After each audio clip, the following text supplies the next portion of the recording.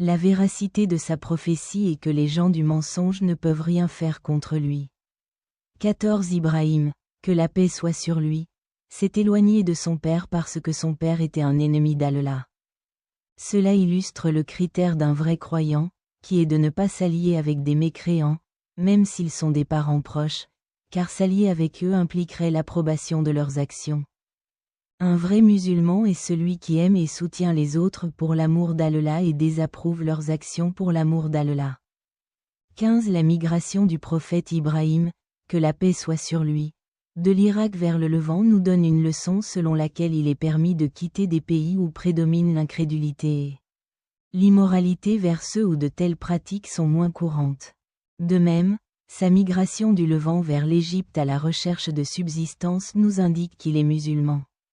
A du mal à trouver sa subsistance dans son pays. Il est autorisé à déménager dans un autre endroit, en espérant qu'Allah lui ouvrira les portes des moyens de subsistance. 16 De la bonne nouvelle des anges au prophète Ibrahim, que la paix soit sur lui, concernant la naissance d'un fils alors que lui et sa femme étaient âgés et que sa femme était stérile. Cela démontre la puissance d'Allah, gloire à lui, et sa capacité à faire l'extraordinaire, ce qui est au-delà. Ce qui est habituel.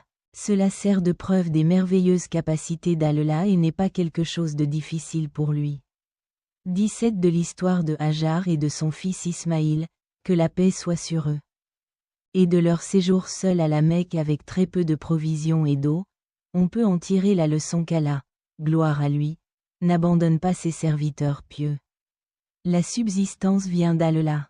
Même si une personne se trouve dans un endroit apparemment désolé, et personne ne peut empêcher la subsistance fournie par Allah. 145.